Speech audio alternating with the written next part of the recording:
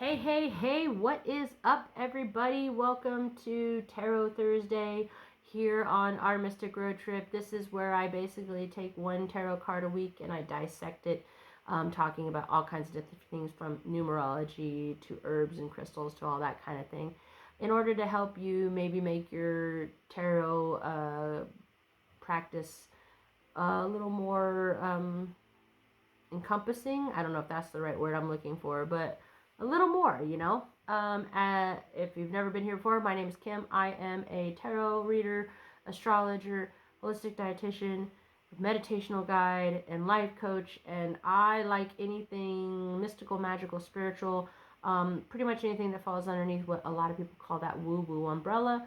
That's what I'm here for. That's what I'm doing. I'm on a mystical road trip trying to figure out my path, and I'm hoping by doing that I can help you find your path. And Thursdays are all about tarot, which is my oldest passion.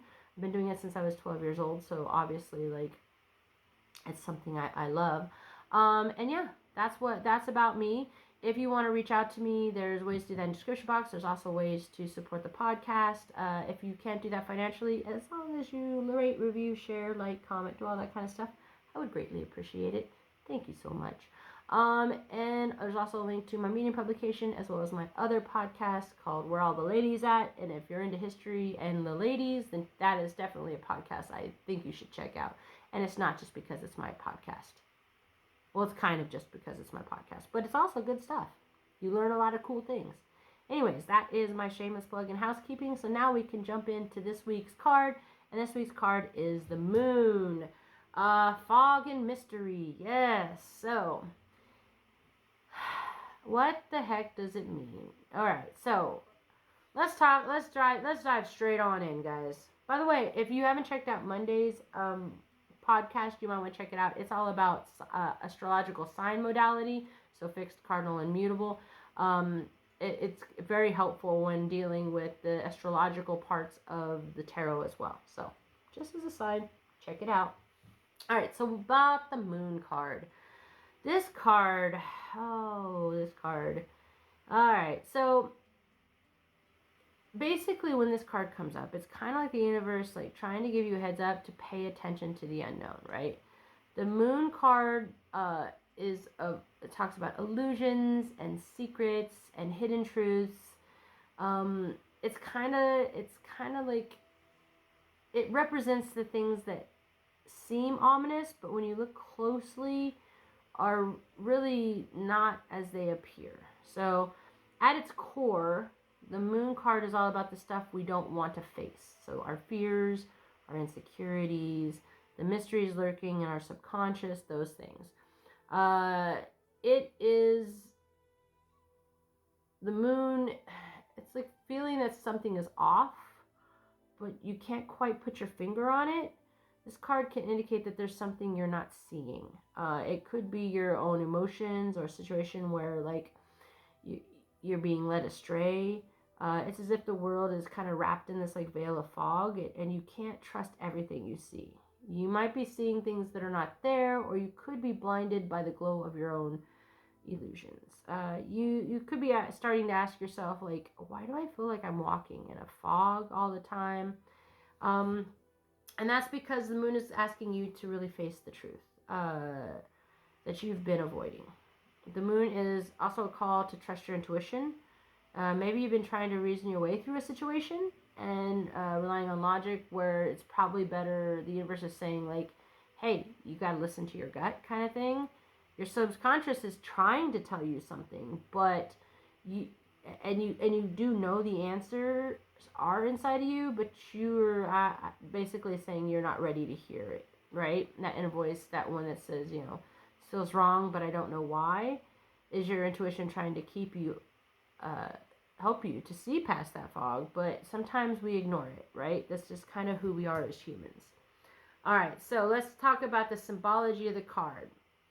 Once again, as always, I'll give you the common PSA. The card that I'm talking about when I talk about symbology is the traditional card, the Rider-Waite, the Thoth, the more traditional art.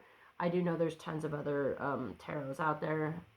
So when we talk about that, that's what we'll be talking about. So there's a lot going on here. So the first thing that grabs my attention is always the moon itself, right? It's hanging in the sky, it's casting an eerie glow. The moon in tarot is all about cycles, emotions, and things that are hidden in the dark. The moonlight doesn't show you everything, just enough to make you think you see something. So it's like that silhouette action. So the card is kind of telling you that not everything is clear, and that's okay. Sometimes you have to be okay with the unknown.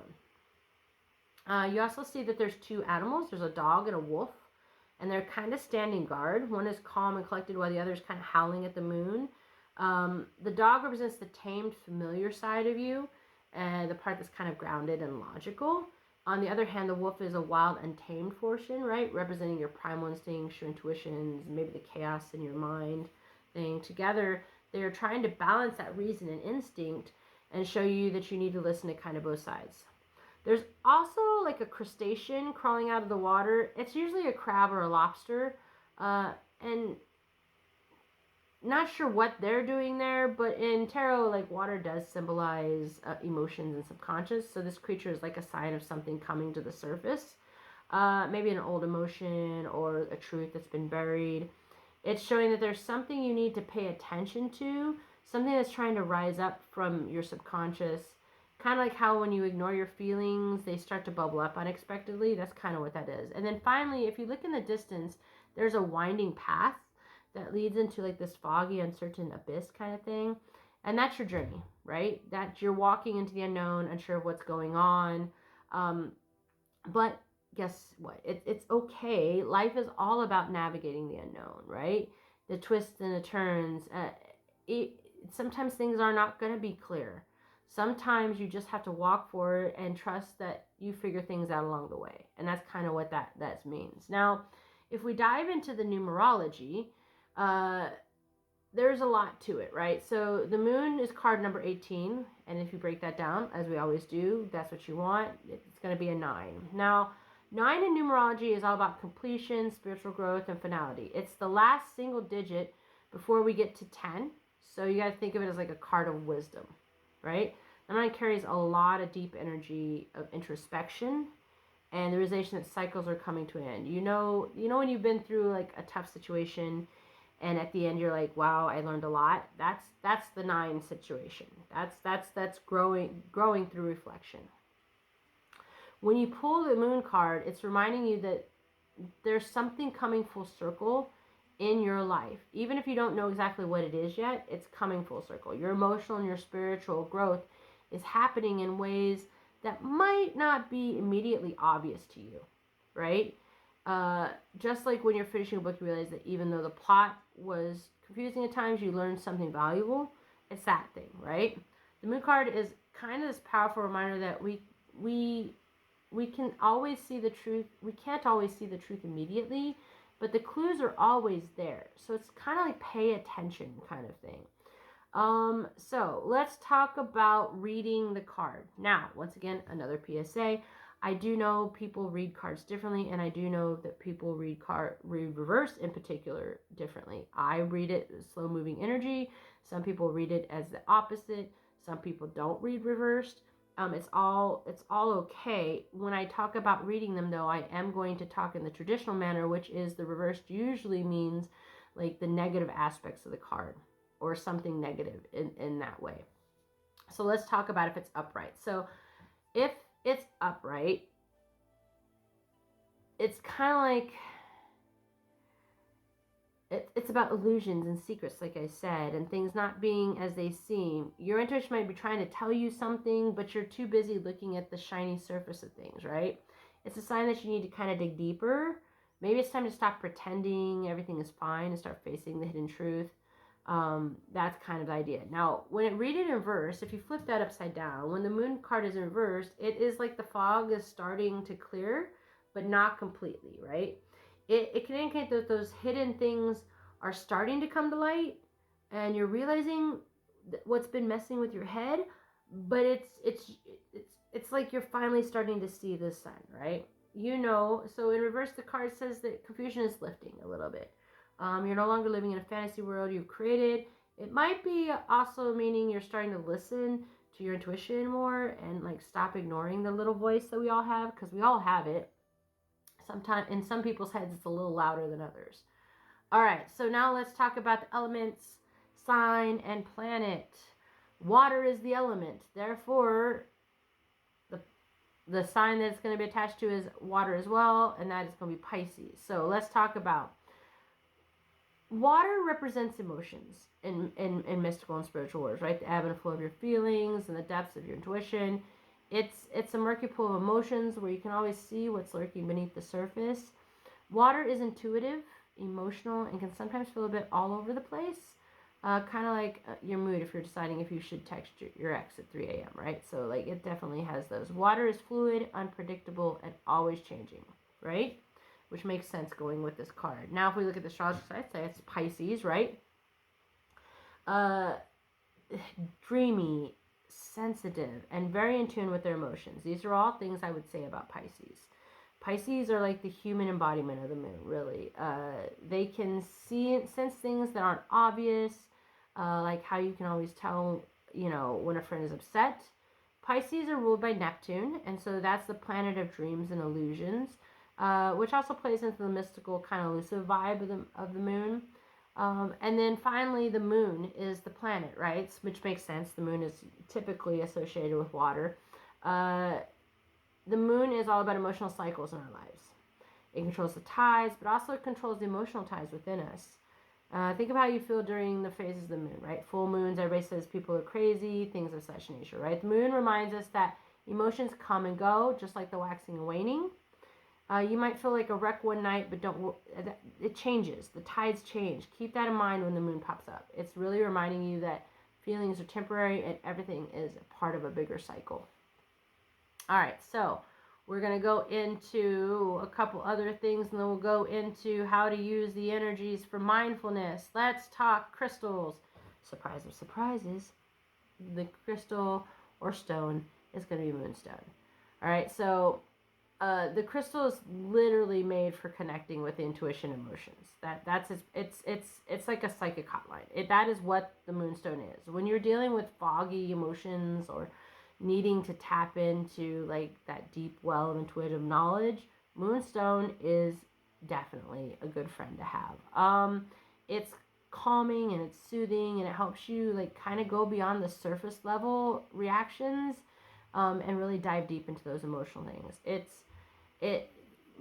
Keeping moonstone near you by your side when you're trying to sort through these confusions, I think is a great idea, right? So maybe jewelry, whatever you want to do. Herbal wise, mugwort is a great thing for the moon card. Mugwort is like a powerhouse for connecting with your dreams and vision. It's a personal guide to your subconscious for sure, right? If you're trying to dive deep into your dreams, like mugwort is your go-to. It's also known for helping with lucid dreaming, so that could be helpful too. Basically, mugwort, it helps you go beyond the surface. So that's much like the moon card is asking you to do, right? Then also, if you're looking at deities, Selene or Hecate, however you want to say it, also are good figures too. Selene obviously is the goddess of the moon. She's the drives the moon chariot across the night sky. She's all about intuition and emotions and cycle life. So if you want to feel more connected to your inner self, and wisdom, calling on her could be helpful. Hecate is a little bit darker. She's more that mystical vibe. She's the goddess of magic, crossroads, and the unknown. So if you're feeling stuck or confused, Hecate can help guide you through the fog and show you a way forward. She's not afraid of the shadows, and neither should you be. So if you're dealing with like mysteries or secrets, Hecate is your go-to for clarity for sure. And you can call on these goddesses anytime you want. Now, color-wise, silver is the way to go. Silver is reflective, just like how the moon reflects light in the night sky, right? So it's calming, it's intuitive, and helps you kind of connect with your deeper self. If you've ever felt drawn to the moon on a quiet night, it's that silver glow for sure. I'm positive. Silver is the color of both mystery and clarity, so it's a perfect tie-in to the moon. Now, how do you use the moon during your daily mindfulness? So there's a couple things I would say. Oh, let me stretch my legs out. I'm too old to be sitting around forever. So the moon, the first thing I would say is tap into your intuition, right? If you've gotten this card, that's what the universe is trying to get you to say, right? So if you're feeling foggy or uncertain, I definitely don't go with your logic and reason. Tap into your gut. The gut is your inner wisdom. Start a daily mindfulness practice where you ask yourself, what's your intuition today? You can do that, right? Kind of be like, what am I feeling intuitively today, right? You can also use moonstone mugwort in your daily routine to enhance your connection with subconscious. So keep a piece of moonstone in your pocket and maybe sip on some mugwort tea. All of these things are pretty valuable. The moon also invites you to embrace the cycles in your life. So remember that everything is temporary, right? Like phases of the moon, and, highs and lows, that's part of life. It really is. It's the process of growth. And if you don't have lows, you never will be able to understand the highs you have, right? So if you're feeling lost or confused, just take a moment and like kind of look up at the moon. And it shows you, like, even when things are cloudy or even when things are dark, light is still there. So that's the moon, guys. It was kind of a shorter one. The moon is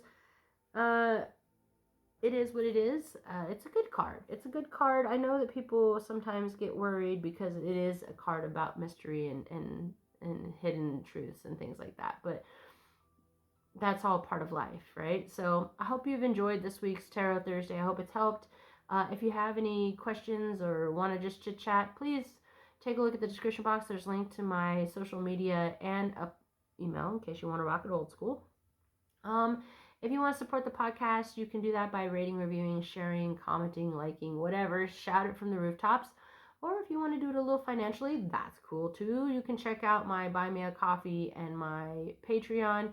Both there I have astrology reads as well as tarot reads, and there'll be some new stuff coming up soon. So if that's something you want to do, check that out. If you want to read more about this topic and others, make sure you check out the Medium publication. And if you're into women in history, make sure you check out my other podcast, Where All the Ladies At. And that's it for this week, guys. Until next week, see ya. Stay curious and be blessed.